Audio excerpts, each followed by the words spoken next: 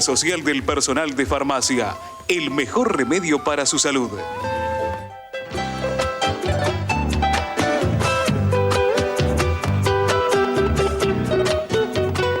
Bueno, para el que se incorporó en este momento a Proyecto Federal, estamos hablando en estos instantes de crisis de pánico, ¿sí? Con el doctor Juan Manuel Bulacio. Y realmente es muy interesante, porque cuando lo confundimos con ataque de pánico, con alguna fobia que tengamos, y la pregunta que siempre nos viene a todos a la cabeza si es el mundo actual, la forma en que vivimos, que nos lleve a estas situaciones de crisis de pánico. Crisis de pánico que pensás que todo el mundo se te viene encima, ¿no? Sí, tal cual. A ver, el mundo externo, a través del estrés, por supuesto que, como hablábamos antes, interviene como un desencadenante de las crisis. Pero las crisis de pánico, que esto es importante que se conozca, que se entienda bien, son inesperadas. Ah, son inesperadas. La persona no sabe por qué se produce. O sea, a ver, yo me acuerdo de una película, pero era más bien Ataque de Furia, era un día de furia, ¿no? Pero que en un momento la persona estaba en el auto, ¿sí? Con Michael Douglas, ¿no? Estaba en el auto, empezó a correrse una serie de situaciones personales negativas y estaba en medio de la ruta, deja el auto y se va caminando. Sí. ¿Sí? Sí, sí, sí. ¿Esa es una fotografía de crisis de pánico? No, directamente. Ahí no. No, porque ahí el desencadenante es muy evidente. La crisis de pánico casi siempre se produce en un momento en el cual la persona no lo espera. Ah. Por eso le cuesta entenderlo. No lo asocia con nada. No sabe qué le pasa. Bien. Estaba en el ring, se quedó sin contrincante y se empezó a pelear consigo mismo. Bien. Tiene síntomas físicos, lo que hablábamos, taquicardia, temblor, sudoración, sensación de calor. Tiene síntomas físicos y los interpreta como de manera catastrófica. Por eso cree que se está muriendo. Entonces es tremenda la crisis de pánico. La primera asociatividad es creer que te estás muriendo. La persona lo empieza a tener, lo mira y dice, ¿pero qué me pasa? Al mirarlo, lo aumenta, lo empieza a preocupar, se preocupa, sigue aumentando y llega a la conclusión, o me estoy muriendo, o me estoy descomponiendo, o estoy por perder el control. Es un círculo vicioso que lleva a la persona que tiene una crisis de pánico a estar completamente desasosegado y desesperado. Ese tipo de escena podría pasar en el sentido que hay veces que la persona tiene miedo de tener una crisis de pánico en un lugar en el cual no pueda tener ayuda. Claro. Entonces puede ser en una autopista, puede ser en una cancha de fútbol, puede ser en el supermercado. Entonces la persona ahí es donde le cuesta salir a la calle y se encierra, que es la agorafobia que me preguntabas antes. Vamos a hablar de agorafobia. ¿Cómo es? Ejemplos de agorafobia. Agorafobia, la persona no puede salir a la calle. ¿Sería pánico o agorafobia? Es pánico que muchas veces es con agorafobia.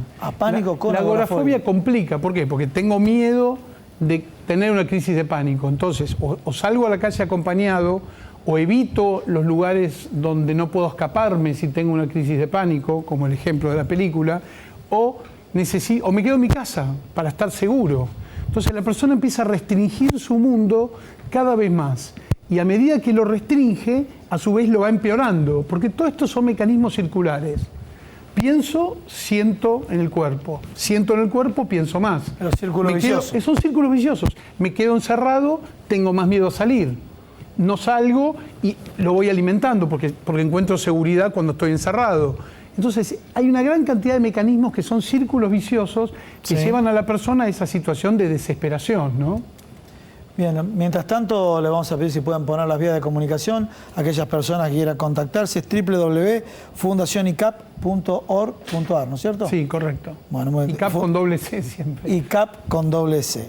Bien, qué importante este tema de la crisis de pánico, ¿no? Lo que pasa es que es un tema que sigue siendo, es un tema candente. Sí. La cantidad de gente que tiene crisis de pánico es impresionante.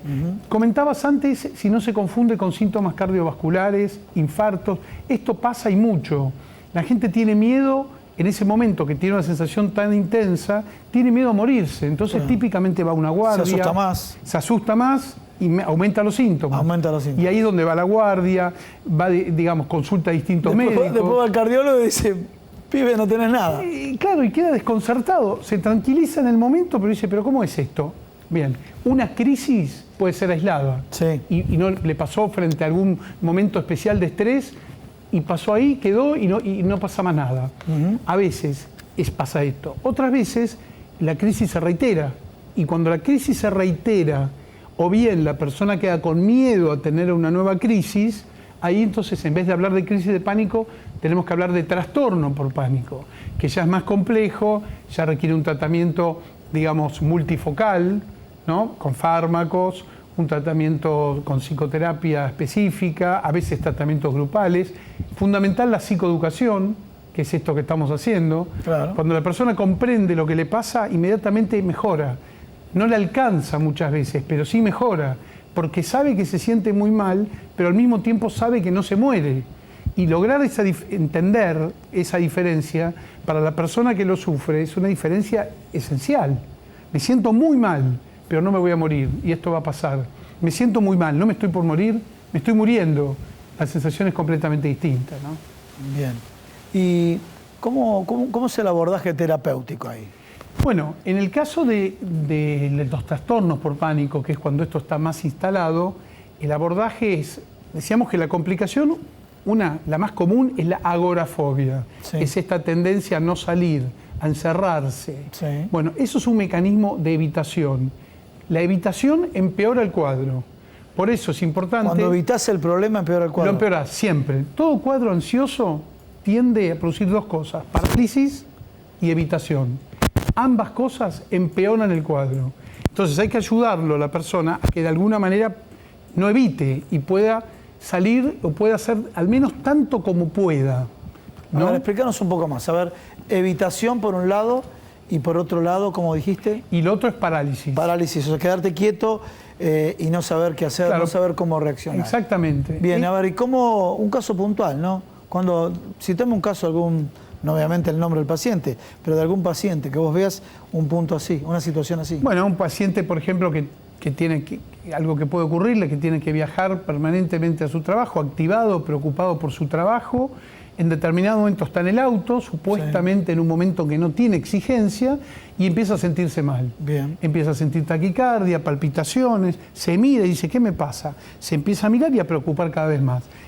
Llega a tener una crisis de pánico, sale de la autopista y va a una guardia, consulta, porque dice, me estoy muriendo, estoy teniendo un infarto, lo estudian, a veces el médico o la guardia más piola detecta más rápidamente de lo que se trata, otras veces le hacen estudios, a veces hasta lo internan. Conclusión, no tiene nada.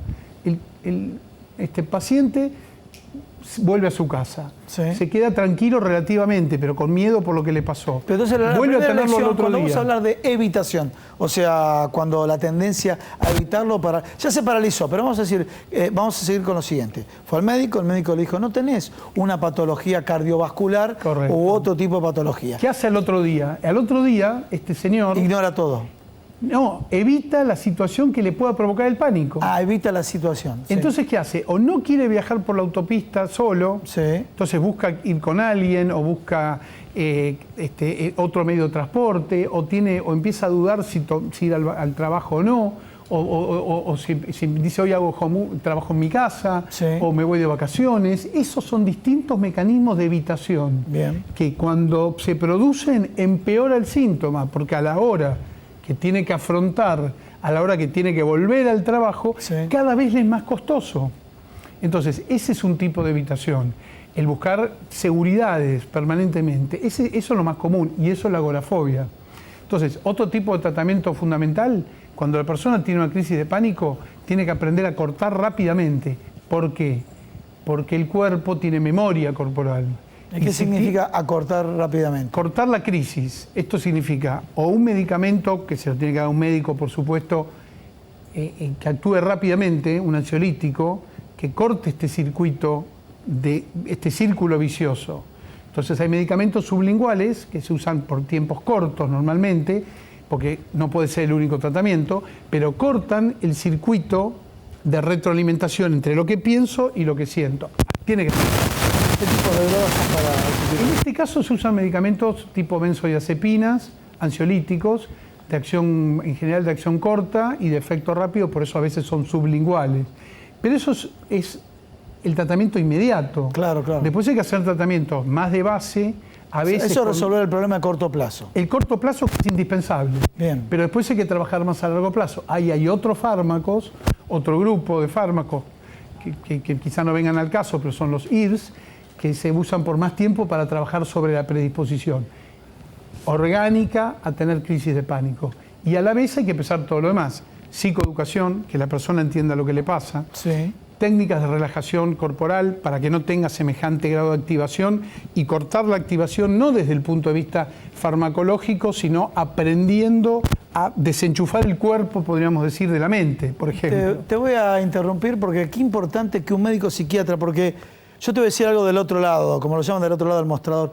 A veces en el común denominador, porque como todas las profesiones, hay periodistas buenos, malos, hay economistas buenos, malos, farmacéuticos buenos, médicos y psiquiatras buenos y malos. Pero dicen, te va a empastillar permanentemente y no vas a salir. Y vos hablas de la combinación y cuando te referís a la combinación, técnicas de relajación y respiración. O sea, le estás dando una solución, primero a través de los fármacos y después una solución natural que me imagino que es el dominio de sí mismo y conocerse a sí mismo. Absolutamente, tienen que trabajar. Los fármacos es una parte, la relajación corporal, el modo como entiende y como interpreta sus señales físicas, Sí. los factores estos estresantes que hablabas antes, cómo los interpreta, cuán sensación de peligro les da. Si uno está puesto en manos del exterior y va a vivir, si no es con pánico, por lo menos preocupado, ansioso, uno tiene que retomar la sensación de control. Y eso es a partir del propio significado que le da a lo que está sucediendo. Es decir, es como decías vos, el control sobre la propia vida, sobre el propio cuerpo, sobre los lugares que va. Es decir, hay una cantidad de tratamientos, por eso son tratamientos psicoterapéuticos, cognitivos, Sí. tratamientos de relajación, tratamientos, la activación física que hablábamos antes. La persona arriba del ring, ¿qué tiene que hacer? O tiene una crisis de pánico, se pone ansioso, o se pelea con el que está al lado, o se pelea en la calle. Todo eso, en vez de eso, ¿qué tiene que tener? Actividad física. Entonces, una actividad física controlada, donde la persona descarga de manera natural esa activación, es absolutamente fundamental. Entonces el tratamiento es múltiple, es multifocal, es educación, es farmacología, es terapia, es relajación, es dieta, es ejercicio físico, es afrontamiento de las situaciones temidas. Entonces, a veces se tiende a ver las crisis de pánico de una manera como muy acotada, como vos decías recién, ¿no? Y la verdad que hay que comprenderlo bien para poder trabajar sobre cada uno de los aspectos que le involucran, que son muchos, ¿eh? Bueno, realmente, Juan, muy importante lo que dijiste. Muchas gracias por estar en el programa. Mucho Igual gusto. siempre me queda una duda. Vos no podés decir los secretos del diván, pero el tema económico, ¿entra mucho en la consulta? Entra bastante, Sí. entra bastante desde el punto de vista de lo que es la preocupación, como siempre, de atender a la familia. es el significado que la persona le da. Bien. Es decir, si la persona cree que pierde el control y imagina un futuro catastrófico, obviamente eso es un desencadenante serio de crisis de pánico o de otro tipo de trastorno, ¿no? Bueno, realmente, viste, no quería, te termina haciendo hablar de economía. Un poquito. Un poquito.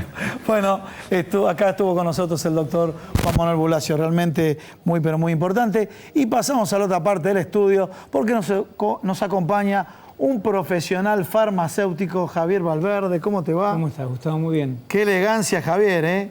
Mucha actividad profesional. Sí. Bueno, vamos a hablar de tecnologías sanitarias, ¿sí? Sí. A ver, sigamos intentando hacer un abordaje de la importancia que tienen las tecnologías y cuánto ayudan a la salud. Desde ya que lo que está ocurriendo ya hace un par de décadas es que la industria farmacéutica y la industria de productos médicos, no solamente por el tema de las moléculas farmacéuticas, sino también de dispositivos médicos, avanzó muchísimo. Uno puede hablar de stents con fármacos, por ejemplo, que hace no tanto tiempo que han salvado vidas, como de nuevos fármacos, como se están aproximando ahora los nuevos fármacos para la hepatitis C, por ejemplo, Sí. e innovaciones importantes en tratamientos contra el cáncer. Esto implica avance muy notorio, implica oportunidades de curación para pacientes o de mejoras de calidad de vida, y esto ha llevado a una transición epidemiológica que es que tenemos ahora esperanzas de vida mucho más alejadas de lo que teníamos anteriormente. Los pacientes, los ciudadanos viven más tiempo, y esto implica también que va a haber enfermedades clásicas y otras nuevas enfermedades, Alzheimer y otro tipo de enfermedades, que requieren de nuevos medicamentos, de investigaciones más avanzadas y a un gasto en salud muchísimo mayor. ¿Esto ocurre en el mundo, un gasto de salud mayor? Absolutamente. O sea, la mayor longevidad está generando un mayor gasto en salud. Absolutamente, porque estamos cubriendo por más tiempo a los pacientes bajo la cobertura social que tengan y además con patologías que no eran las que estábamos acostumbrados a tener. Por ejemplo, un paciente antes con un problema cardíaco fallecía de un infarto o un ACV. Hoy se trata con medicamentos y puede sobrevivir a episodios que antes podían llevar a terminar con la vida. Esto implica que va a tener un gasto de fármacos mayor, pero esto es un detalle. Hay tipos de cánceres que están siendo tratados con costos muy elevados durante un tiempo importante y eso es un gasto en salud muy grande del Estado, del financiador, obra social, medicina prepaga y en casos también del paciente. Pero del otro lado te van a decir, bueno, pero para eso pagamos, ya sea a través del salario o a través del aporte voluntario, un seguro de salud. Bien, ahí ya que el programa habla tanto de economía, te aporto un concepto que es la forma de economía, justamente la forma de economía que habla de costo-oportunidad. Bien. La costo-oportunidad precisamente es que yo tengo que elegir una terapia determinada y lo que yo asigna a un paciente económicamente puede evitar o perjudicar a otro porque hay cosas que no voy a poder darle a otros pacientes. Sí. Eso obliga a una elección sanitaria en donde se pondere, por supuesto, siempre la salud y también el buen gasto sanitario. Y en esto los agentes sanitarios, farmacéuticos, médicos y demás, tenemos que ingresar fuertemente en los conceptos de la farmacoeconomía y de la evaluación de tecnologías sanitarias. En el mundo, Gustavo, hoy día se toma como prioritario que los estados tengan, contemplen, incorporen agencias de evaluación de tecnologías sanitarias. ¿Hay en Argentina agencias? En Argentina existe... Vos pertenecés a dos, yo existo, o sea, dentro de lo que es privado, tenemos OBIME, que es un Observatorio Integral de Medicamentos y Salud en la Universidad Maimónides, y CETSA, que es Integral de Medicamentos y Salud, y en lo que es CETSA, que es el Centro de Evaluación de Tecnologías Sanitarias de la Universidad de Salud. El Estado también tiene internamente dentro del Ministerio ciertas unidades y esto nada sobra, sino que son diferentes perfiles para verlo. ¿Por qué? Porque en realidad muchas veces estamos aplaudiendo fracasos. ¿Por qué aplaudiendo fracasos? Porque a veces se evalúa que, por ejemplo, en un hospital hay un bajo gasto en salud, ¿sí? Y ven que hubo menos requerimiento y uno piensa que es porque en realidad los pacientes están mejor, están más cuidados. ¿No fue la gente al hospital? La gente no fue al hospital porque tenía que perder mucho tiempo haciendo cola, porque el médico la atendió mal, porque no lo encontró, lo que fuere. Y esto mismo puede ocurrir en otras áreas. ¿Qué es lo que falta? Observación real. Hoy día los famosos ensayos clínicos para arribar nuevas moléculas ya solos no bastan. Claro. Hay conceptos nuevos que están desarrollándose, que es justamente el término de vida real, real life, y lo que son los datos del mundo real, real world data. En esto hay capacitaciones para los primeros agentes sanitarios, los más avanzados, los decisores en salud, para poder contemplar y observar realmente el escenario. El escenario que tenemos hoy es que hay pacientes que no adhieren a medicamentos crónicos y eso genera un gasto muy grande en salud porque terminan internándose. Y, por ejemplo, países como Brasil, que antes de aprobar un medicamento ven qué costo va a tener y si el costo es más elevado que los que hay o no da beneficios sanitarios tan importantes, el medicamento no se aprueba.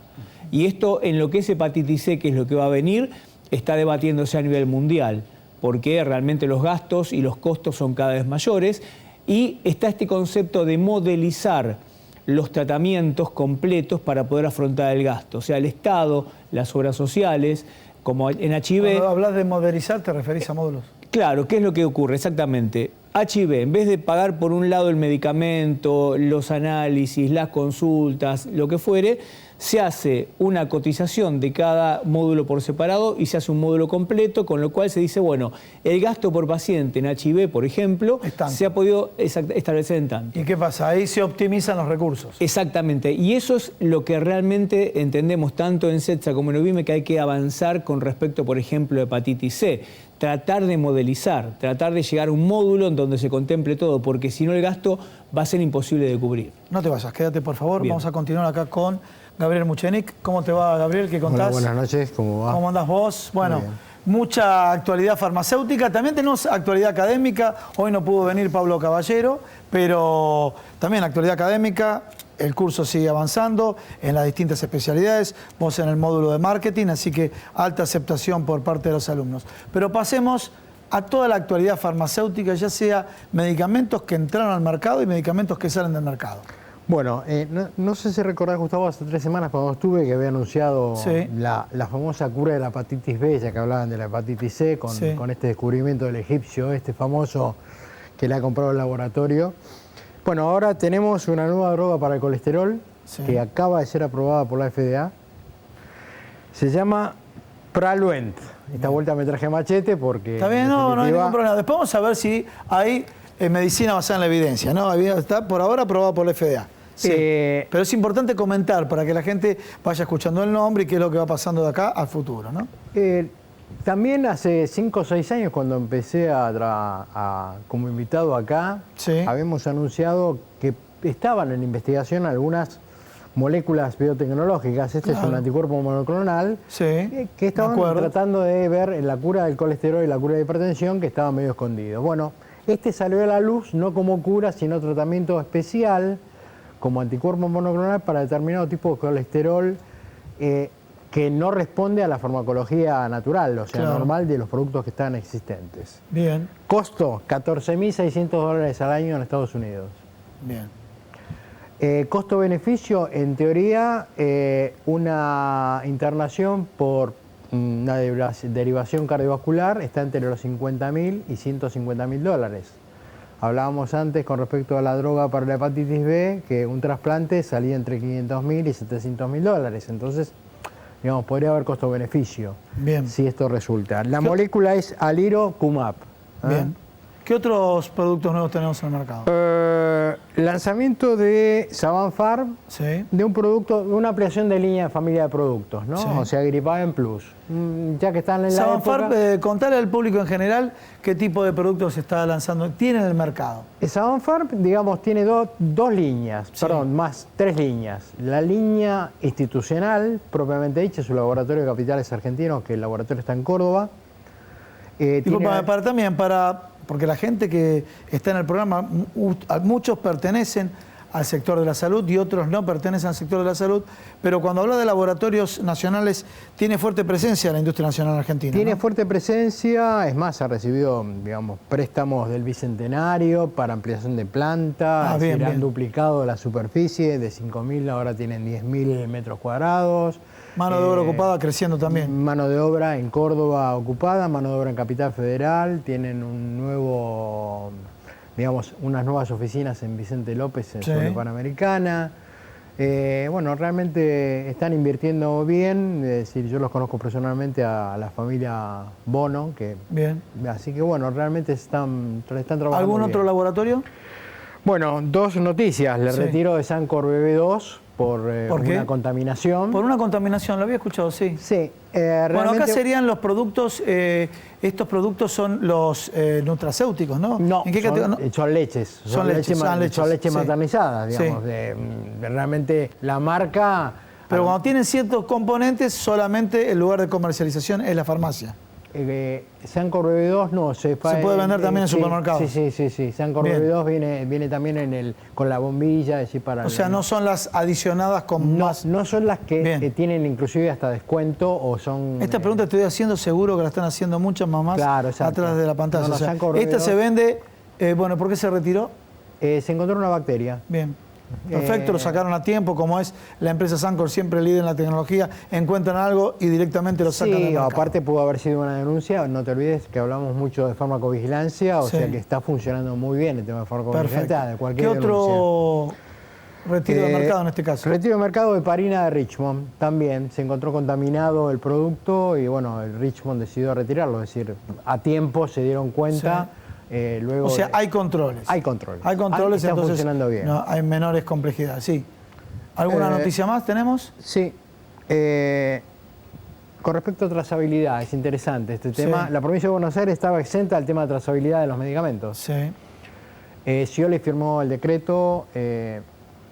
Indudablemente es un gasto enorme lo que se va a provocar, no es una inversión. Pero de todas maneras... ¿Por qué no es una inversión? Hoy sigue siendo un gasto porque la farmacia tiene que recibir todo trazado y tiene que tener el software vos estás para hablando trazar. ¿Desde qué eslabón lo estás hablando? Porque en términos generales la trazabilidad uno lo ve como una inversión, ¿no es cierto? No, en el largo plazo... Las farmacias no están preparadas para trazar, es decir, es un gasto porque tienen que comprar el software para poder trazarlo. Las farmacias de la provincia de Buenos Aires estaban exentas de trazar el producto, en la cual el paciente no podía saber el origen, desde el laborador hasta la farmacia. Entonces, hoy es toda una inversión que no sé si las farmacias están preparadas, algunas para afrontarlo, realmente, ¿no? O sea, pero bueno, se firmó el decreto, así que se va a tener que trazar, igual que en Capital Federal y en algunas otras provincias que adhirieron al tema de trazabilidad.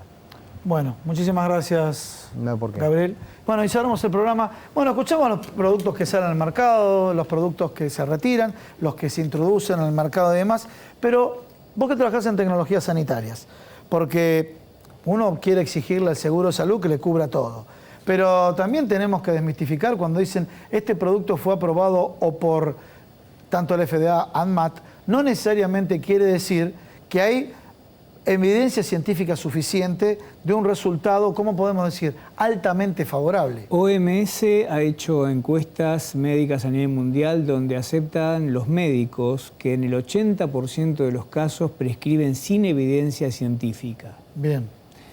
Esto implica que hay un esfuerzo por delante, un compromiso de esforzarnos, todos los agentes sanitarios, los estados y la industria farmacéutica en trabajar en conjunto. Vos sabés que desde lo que es la evaluación de tecnologías sanitarias se está erradicando el mito de la industria de una vereda y nosotros de otra. Claro. No, hay que dialogar.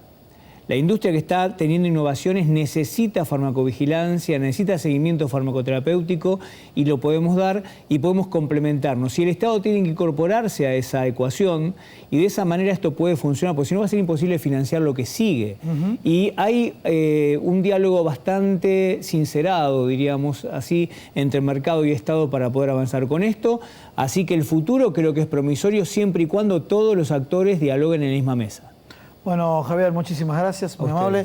Lo mismo, Gabriel Muchenic, muchísimas gracias. Esta cámara. Bueno, ya concluimos el programa de hoy. Realmente abordamos muchísimos temas. Siempre comenzamos con la actualidad política y económica, lo que ocurre día a día, semana tras semana. Y como siempre, hablamos muchísimo de los temas de salud. También los que ocurren todos los días, ya sea nos ocurre a nosotros, a los familiares. Y bueno, nunca va a faltar en este programa toda la actualidad farmacéutica, lo vieron en este último bloque. Nos despedimos y nos vemos la semana que viene con mucho más Proyecto Federal.